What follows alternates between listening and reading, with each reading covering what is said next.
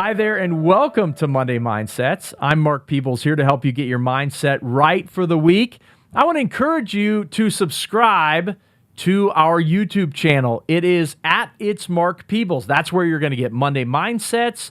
You're going to get the Real Life and Real Estate podcast and all kinds of other great content. So go ahead and subscribe there, or follow the Real Life and Real Estate podcast wherever you get your podcast, and you'll receive these Monday Mindsets as well. Recently, we were looking back at some of our original Monday Mindsets. You know, we've been at this almost 5 years now, so we wanted to share with you some of our favorites. So enjoy. Well, hey there, and welcome to Monday Mindsets. I'm just so glad that you're taking the time to get your mindset right for the week. You know, if these have been encouraging to you, or if you find this helpful, go ahead and do me a favor, share it with a friend or a family member. You can email it to them, or you can share these videos on social media. We would greatly appreciate that, but we want this to be an encouragement to others as well. Today is actually a part 2, as last week we gave part 1 on the mindset of entrepreneurship. This week, the mindset is going to be on stewardship, which is the other side of the coin. I talked about this challenge coin that I was given at a conference recently, where one side of the coin is entrepreneurship and the other side is stewardship. That's because entrepreneurship and stewardship are two sides of the same coin. And you know, as we talked about entrepreneurship, if you didn't see that, go back and watch last week's Monday Mindset. But entrepreneurship requires considerable initiative and risk. On the other hand, in stewardship, I love the definition that this gives. It says it's intentional and responsible planning and management of entrusted resources. I believe growing into bigger dreams and accomplishing bigger things requires stewardship of all that you've been given. You know, I can point to times in my life where I have taken a lot of risk as an entrepreneur, but I did not steward well my resources in taking the initiative and the risk. If we don't steward well, then we can never expect to grow. There's actually a great parable that Jesus gives in the Bible that deals directly with this topic of stewardship. You see, there's a master that's going to be going away, and so he goes to his servants and he says, I am going to leave with each of you, according to your gifts, a certain amount to manage. What he gave them to manage was talents. It's kind of interesting that they're called talents because, you know, we're all given talents that we are to steward. So the master gives to one 5 talents, he gives to another 2 talents, and then he gives to the last 1 talent.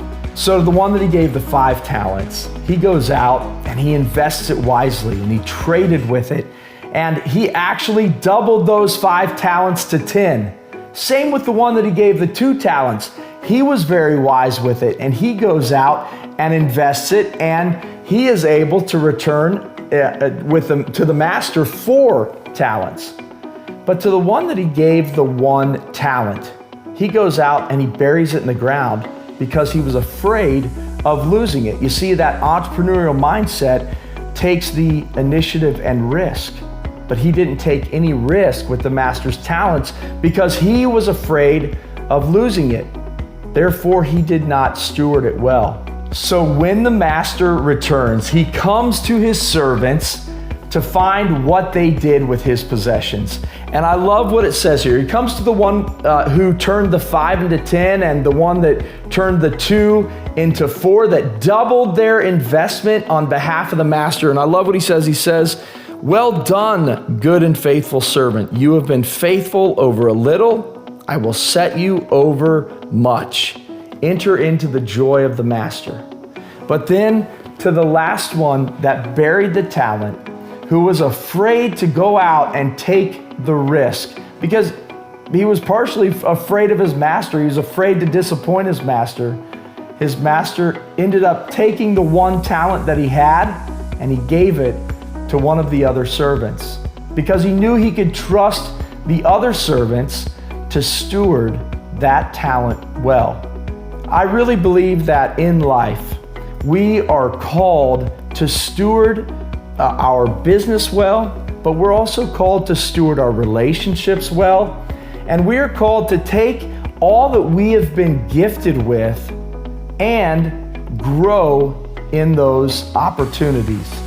So in business, obviously it's easy to think there, we're going to steward our finances well in our business. That trickles all the way down to our households, to steward the finances and the resources of our households well. And always remember that we're doing this on behalf of the Master, on the behalf of God that gives us these gifts and abilities, these opportunities. When we steward those well, we will always end up growing into more. On the other side of things, though, I believe that we're given relationships that we're to steward well. If you're married, stewarding your time and your relationship with your spouse is one of the most important things that you're going to do in life. Stewarding the relationships with your children, stewarding relationships with your close friends, your community, it's all important. It's all things and opportunities that we've been given to steward. I also believe that we have an opportunity to have a relationship with God and that we should steward our time well in that relationship, because as we grow in that relationship, not only will it open up a whole new world in your life, but it's also going to make all of your other relationships better. And it also will flow into how you run your business and how you even steward your finances and the resources that you have within your business. My challenge to you this week is to be intentional and responsible in the resources that you've been given. Be intentional and responsible in the opportunities that you've been given, whether it's in business, in your finances, or even in your relationships. It's a stewardship mindset that will help us to achieve our bigger dreams and do those bigger things. Have a great week, and we'll talk soon. Bye.